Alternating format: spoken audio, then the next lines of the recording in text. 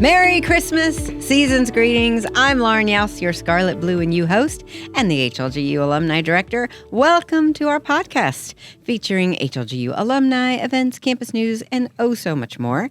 I'm coming to you from the nice and toasty Burt Studio on the HLGU campus. And I'm excited to welcome back our Christmas expert, our long-standing tradition, long-standing being like 3 years, expert Dr. Eric Turner.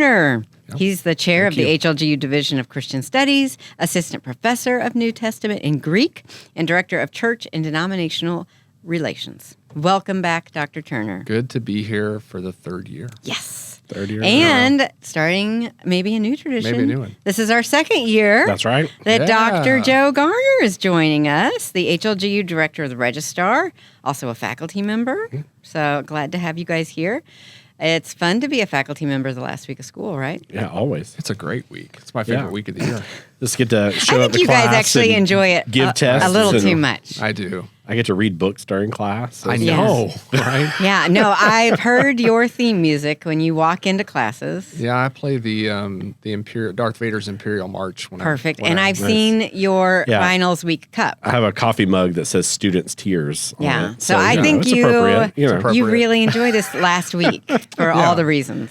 Yeah, absolutely. We put up with their harassment like 14 weeks of the year. It's our turn. That's right. For the It's your one turn. day. The Okay. one day. So you guys are in great moods. Yeah. We're going to talk about Christmas Good stuff. stuff. Yep. Before we get into the really deep theological stuff, Yeah. let's have a wee bit of fun first. Okay, so just say the first thing that comes to your head.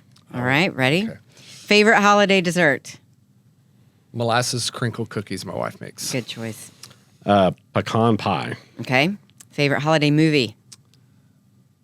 National Lampoon's Christmas Vacation. Nice. A Christmas Story. Oh, Always. that one's awful. I love it. It's That's the best. awful. It's a good one.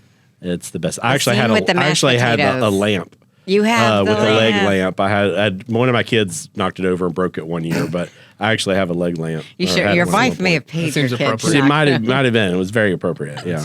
All right. Favorite holiday song? White Christmas, Bing Crosby. I don't know. This is going to sound very cheesy, but I really like the first Noel. I'm not sure why, but good I mean it's a song. good song. But I'm a drummer boy. When I girl. think of Christmas song, that's the first one that always Like pops the in my David head. Bowie, Frank Sinatra Yeah. version? No, that That's one's good. good. It's That one is fantastic. But good. can we all agree that the worst Christmas song ever is I Want a Hippopotamus? Hippopotamus for Christmas? We No, sure can. Christmas shoes. Oh, okay. Oh, Christmas that's shoes is worse. I hate to tell you. does it I mean, make that you one's cry? bad. Don't get me wrong. but There's For a, different reasons. there is a song when we lived in Kansas City that was recorded by a local Kansas City artist called Christmas in Kansas City. And it's worse than the Christmas shoes. Like it's sad?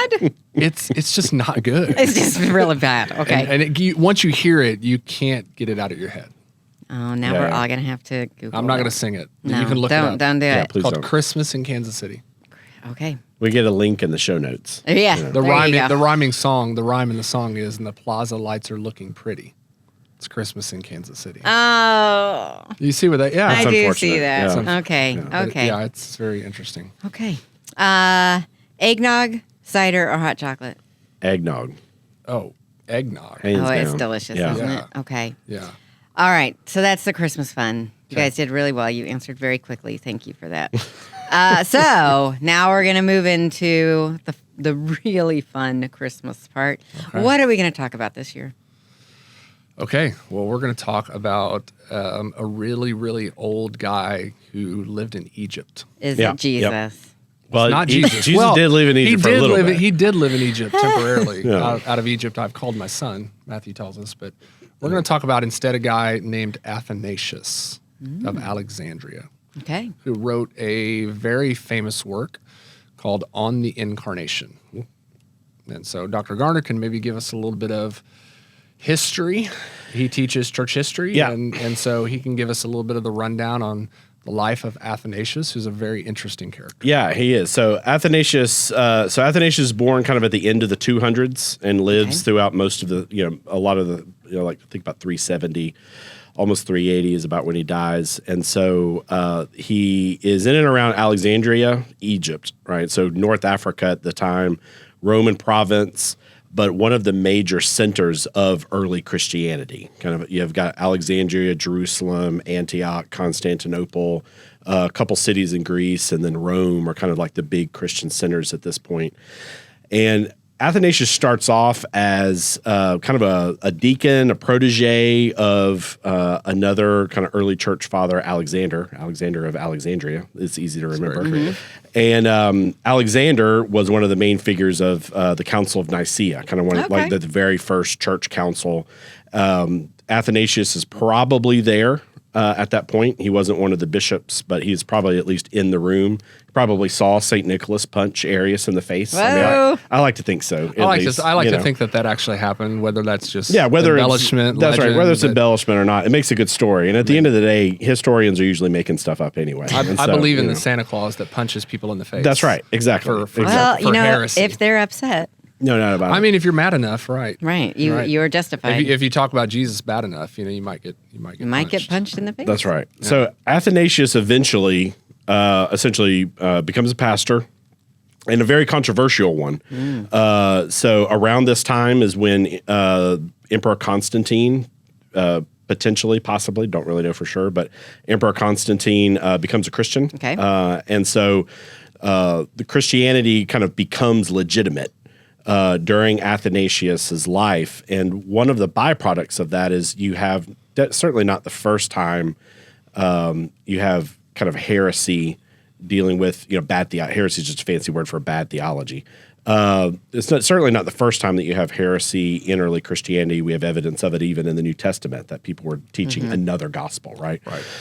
But now that Christianity is legitimate, quote unquote, it is dealing with heresy on much broader levels, particularly, with a particular heresy we may talk about a little bit later, Arianism. And whether it's Constantine or his immediate successors, the Roman Empire is still trying to figure out what its relationship is with Christianity. And most of the Roman emperors after Constantine, really all of them except one, are Christian to some degree. And so they're trying to figure out, who gets to decide what's orthodox and what's not. Historically, Roman emperors were also essentially like religious experts. They were priests in a lot of ways. And so Athanasius is coming up at a time where he is defending orthodoxy. He's defending true biblical belief, particularly regarding the nature of who Jesus is, right? So that's really the big debate of the time, kind of like even today, who is Jesus? The questions and the critiques are a little different, right? But at the time, the big question was, who is Jesus? And Athanasius is insisting on not only the full divinity of Jesus, but the full humanity of Jesus. A lot of the debates we have today revolve around, is Jesus really God? The debates in his day were more along the lines of, was Jesus really a human? In the same sense that we're a human, and there's a lot of reasons for that. So Athanasius basically consistently preaches the gospel. He consistently preaches both the full divinity and full humanity of Jesus, and therefore gets into a lot of trouble. Because the Arian heresy gains a fairly dominant position in this era of the Roman Empire and in a lot of Christian churches. But Athanasius is not willing to water down the gospel. He's not willing to water down the truth of the Bible. He ends up getting exiled from the Roman Empire about 7 times all total. He'll come in, he'll preach, he'll do refutations and write letters and get into theology debates with kind of more politically connected heretical bishops and pastors, and then he'll get booted into the desert. He'll be in the desert for 5 or 6 years. Something will change around. He's allowed to come back in, does the same thing, gets booted again. It kind of keeps going back and forth. And so he's known as being very pugnacious. And when you read his writings, so there's On the Incarnation, which is a lot more pastoral, but there's another work, Contra Hereticus, so against the heresies, right, where it's much more kind of pugnacious almost, kind of like picking a fight in writing, essentially. So all that to say, essentially, Athanasius is a pastor, a theologian in the early church, mostly around the 300s, who primarily teaches and preaches and writes concerning the nature of who Jesus is. Okay. And that's essentially what On the Incarnation is about, Right. is defending biblical Christianity, the biblical understanding that, yes, Jesus is fully God, but what Athanasius kind of hones in on is that Jesus is also fully human. Yeah. And I think one of the reasons I wanted to talk about this today is C.S. Lewis in one of the publications of On the Incarnation, one of the most famous ones. C.S. Lewis writes the introduction to it. Oh, nice. It's actually, did you know that's it's published by an Eastern Orthodox press? No, I did not know Yeah, that. yeah. That's So interesting. It's probably the only kind of Eastern Orthodox book that C.S. Lewis is Yeah, in, would be but- allowed to. Right, be yeah, allowed to do. But in true, as only C.S. Lewis can do, I mean, he makes a very simplistic argument, which I think is good for us to hear today, and is that we are very good at reading theology sort of through a modern lens, and we read a lot of these more up-to-date writers, and Lewis will say he'll say in his own words, that's topsy-turvy. He used that word, it's topsy-turvy. Yeah. In other words, what we should be doing is reading 4th century Egyptian The old Yeah. stuff. bishops, and we have them available to this. Are they easy to read? No, they're not. And Athanasius is one of the easier ones. He's one of the easier ones, but still not, easy. It's not your But- Jesus storybook Bible. No, I love the Jesus story. it's not Bible. Plato. His son was reading Plato today outside the HLGU cafeteria, and I said, "Do you understand what you're reading?" He says, "Sort of." Which that's the right answer. that's If the- you're yeah, reading, that's if you're pretty- reading Plato, that's the right answer. You're like, I think I know what he said here. Yeah. But Athanasius is not. He's significant, but he's not as hard to understand as someone like Plato or others. So I think it's good for us to take Lewis's advice, and as we meditate on this time of year, the birth of Christ, we sometimes get the question as theologians, well, why Jesus born as a baby? Right? Why not just be born? Why not just incarnate himself as a fully grown human man for a couple of years and then go to the cross? Right. Yeah. And so Athanasius is going to build an argument that, and I think one of his most powerful arguments in the book is that our transformation as human beings to participate in the divine someday, right? To be joined with this divine eternal life, it's dependent upon the humanity of Christ and Christ's victory over death. Yeah. Extended to all who believe in him. And so, yes, Jesus, like Hebrews said, had to be made like us in every way, yet without sin. Yeah.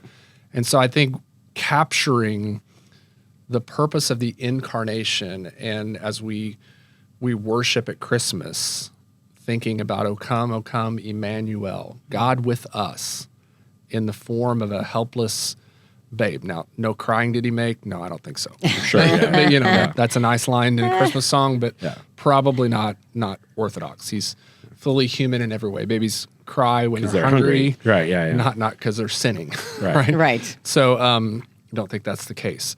But I think it's critical for us to think at Christmas about why the humanity, yes, divinity, but also why the humanity of Jesus. And so as I've reading on the Incarnation again, I don't know how many times I've read it now, multiple times, too many to count, but and thinking about we often talk about Easter. We talk about what we call the passive obedience of Christ. Right? He willingly submitted himself by becoming obedient until death, even death by means of a cross. But we don't think about what the humanity of Jesus portends for us as humans. And here's where we can capture something incredibly significant at Christmas. And it's that Jesus, born a baby, lived a perfect life, the active obedience of Christ for us. That he fulfilled the law perfectly on our behalf so that his active obedience as a human being is imputed to us. His righteousness is given to us. Yeah. Right? And so that says something hopeful at Christmas about our humanity and what we're headed towards. We're not headed towards an eternal life that's ethereal and like sort of just only spiritual. Right. Right. We're headed to an eternal life where this stuff is a part of it. And that's controversial in Athanasius' day, because they're like, the flesh is bad, the spirit is good. Yeah. You know, and that's how can God redeem this sinful stuff we live in? And the people of Athanasius' day, like, well, he can't, he doesn't, right? We're just spiritual, right?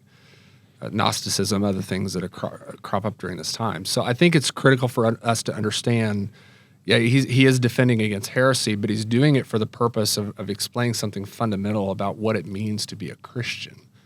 It's that we are joined to the life of Christ with the hope that he's going to raise our body incorruptible someday. The fact that he has a physical body means we are going to one day have a physical body for all eternity that's going to be like his. And the incarnation echoes that for us as we go along. Okay. And I think that's critical we understand that. Yeah, definitely. I mean, that's where I think even for us today, you know, some people struggle with,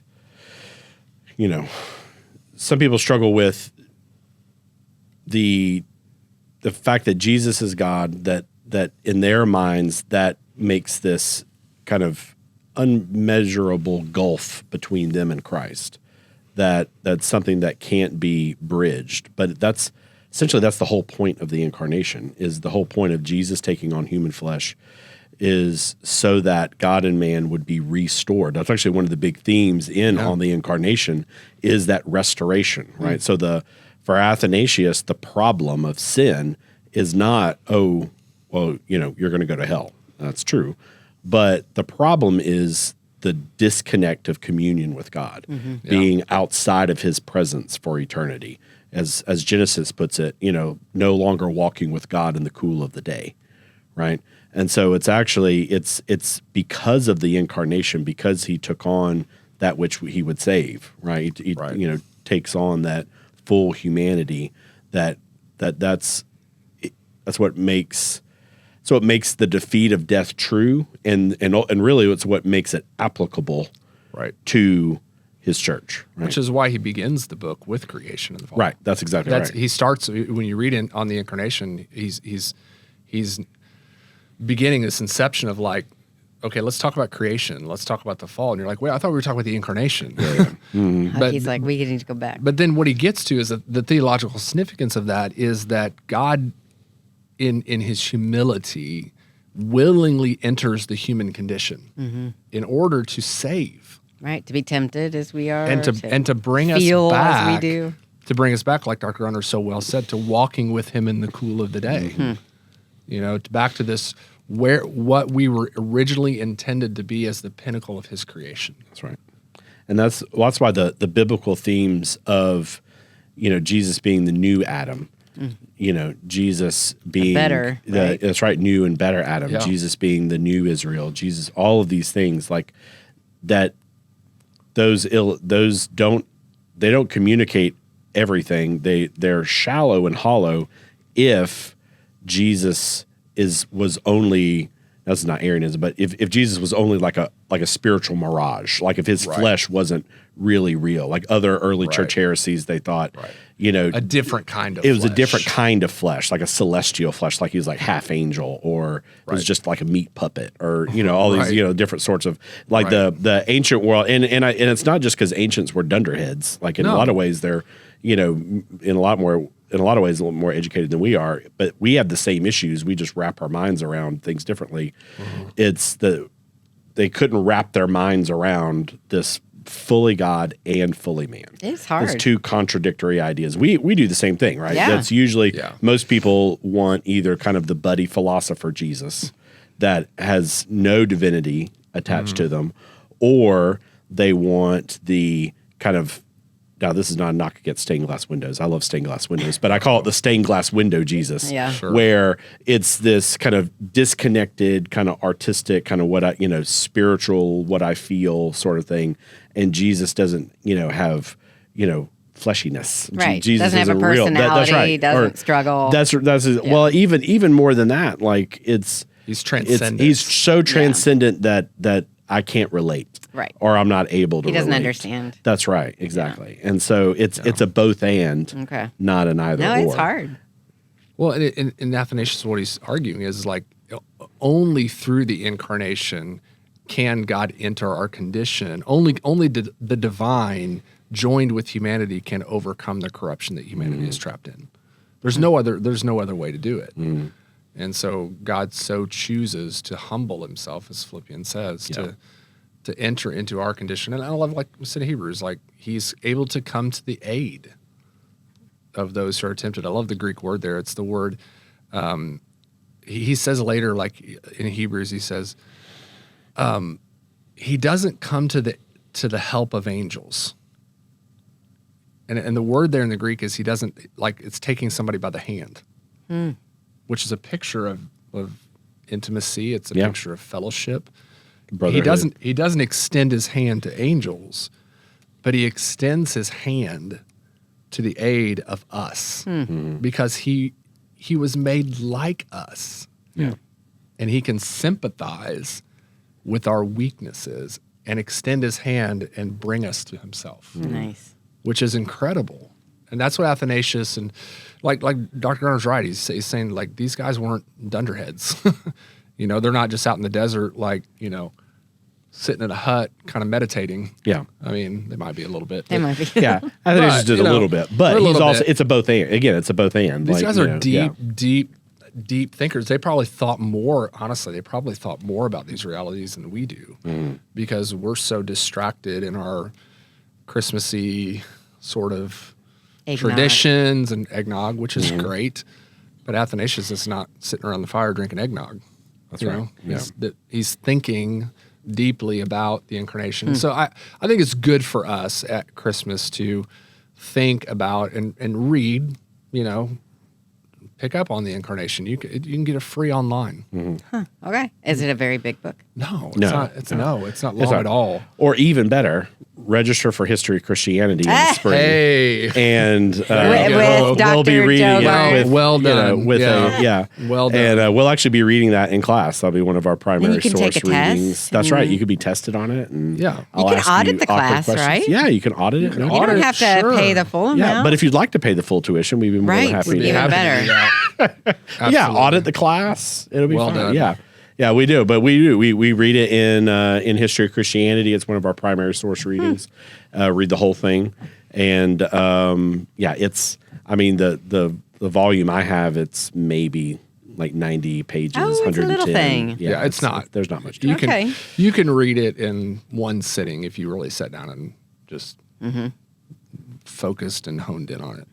But the version with C.S. Lewis introduction it's is worth it. Because you can get it for free. I mean, you get an older translation for free online, but the version with C.S. Lewis's foreword is worth the $8, $9 for the book. I'd never heard of this book. Yeah, I read a lot. This has not come up. You should read this. Yeah, absolutely. It's worth a read at Christmas, and just as a reminder again of our what it means to be a human. Yeah, and the significance of that. We don't think about that as much at Christmas as maybe we ought to. We think about resurrection life at Easter, but we don't think about what the incarnation means for us to be human beings. Yeah, because I think that's something too that's like, particularly when I'm teaching theology, one of the things I try to remind students is that for most of the history of Christianity, heresies come up when you try to overcorrect from one ditch and end up falling into the other ditch, And so sometimes with Christmas, the pushback is often, and there's a lot of legitimacy to this pushback. I think you would agree with it too. Kind of the secularization, the over commercialization. Use of the way too many Coca-Cola polar bear commercials. Too much Mariah Carey. Way too much Mariah. Way too much Mariah Carey for sure. And yes, all that's true. However, neither is Christmas this completely like, sit in a dark closet in your basement and meditate, purely on, the Christmas story. It's Christmas is an incarnational holiday. It's meant to be lived and celebrated in person with your church family, with your own family, with your kids, with your spouse, with your parents, with like it's not an accident. It's not a weird kind of what's the word? It's not just kind of a weird abnormality of culture that at Christmas we gather together as families. Like that's a very Christian thing to do. We are incarnating, with our family to remember Christ. We are present. We are infleshed, together. And I think that's important. I don't know about you. I miss I don't know if Manuel does this, but I miss the midnight services. Yeah, we don't do it at midnight. I think Pastor Anthony likes to sleep too much. Sure, that's fine. But we have a Christmas Eve service. Yeah, at but Emmanuel. I love those. I love a late one. Those late, That's right. late night ones where you come like it just feels magical. It just It does. feels It does different. and that's those of us in particularly in the Baptist tradition. Those are the kind of things we often lose is that liturgy, right? Liturgy. Like liturgy is very, again, this horse isn't dead, so we'll keep beating it. Liturgy is very incarnational, right? It's taking this kind of, big brain, big picture sort of theology and making it real and substantive. It's etching it into the calendar. Like we do these things on these dates. And we do these things, and like these Christmas traditions, they can be hokey and they can be kind of weird, and my kids make fun of me all the time for the things that, I insist we've got to do during these things. Do you do Advent? But yeah. Advent. Yeah. And like for us, like Christmas ends at Epiphany, and it doesn't start till after Thanksgiving. So you don't take your tree down until No, I don't take the tree down until Epiphany. Mm-hmm. You know what Epiphany is? January 6th. Yeah, it's usually a certain. It's like the first or second Sunday. It's so many weeks after. That's why we do a fake Christmas tree. I can never remember That's why we the do date. a fake Christmas tree. Yeah, because if I do a real Christmas tree and I try to leave it up to it'll be Epiphany, dead by the my second house week may of go January. It may not make it. Yeah, that makes sense. Flames. But I think the good thing about Christmas traditions, even the ones that don't have a picture of baby Jesus on it, right? Like the good thing of Christmas traditions, whether it's eggnog, whether it's watching getting together and watching a funny Christmas movie, is we are incarnating. We are present. We're together. And you can take it overboard just like anything else, but neither is Christmas, I think, meant to be like a solo monk kind of holiday either. So my brother-in-law is still trying to get me. He's Serbian Orthodox. Yeah. Oh. And so for Epiphany, do you know what Serbian Orthodoxes do during No. Epiphany? No. So they go out to the local lake. Sure. Oh, no. And they dip 3 times in the lake. Well done. Yeah. That sounds awful. And so he goes out in his swim trunks in the ice cold lake In Serbia. for Epiphany. He did it at Wyconda. Right up here. When they lived here in Quincy, he's That's like awesome. he's like, come with me. Ah. And I'm like, Eric. And take Eric, pictures? Eric, come with me. Hold your and I'm towel? like, do what? I'm not getting in the water with you, man. Yeah. That sounds terrible. Right, but that's their tradition. Yeah. And it seems mean to have to do it 3 times because, like, To celebrate. Well, Trinity. first time you don't really know what you're doing. Right. Then you're like, I know what I'm doing. I know what I'm doing. It's going to hurt. It's like a polar plunge tradition. Over and over again. It is, yeah. But all that to say, I think one of the important things of the incarnation is that we're not just, we're not brains on sticks. We're not souls on sticks. We have a body. We're in place and time. We have a family. Yeah. We need to incarnate with our traditions. Awesome. Absolutely.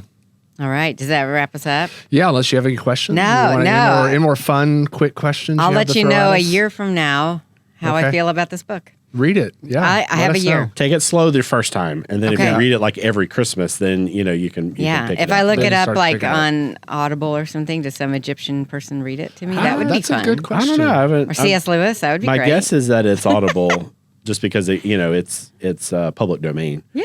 and So I bet it's out there. Yeah. But it's probably out I there. love listening. You could get especially you when could get it's kind Mario of to deep. read it to you. There you Done. go. Yeah, We have Mario. an Egyptian on campus. We're doing campus ministry. He could read you on the incarnation. We should have him do that for our students. I mean, He should read it to your class. That's true. Yeah. That's true. Yeah. It could. Man, Pretty I'm gonna have to interesting. audit this class. Yeah. There you go. You should. I'll save you a seat. Oh, thank you. How's that I like sound? the front. He can Put do me that. right He in can do front. that as the registrar. He can right. slide That's class around. I'll just He set this literally can aside. save you a seat. Right.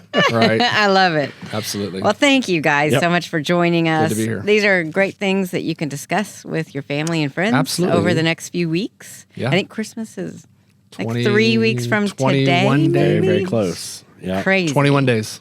So yeah, some great stuff to discuss while you're eating turkey and ham and drinking Fried eggnog. turkey specifically. But Oh, well, there you Oh, go. there you go. Thawed. All right. Well, and- yes, thought. Thawed, fried. Get the proper order. Absolutely. All right. Well, thank you for listening. We want to remind you that as you're making your plans for end of year gifts, to please keep Hannibal-LaGrange in your thoughts. Any size gift makes a difference here on campus.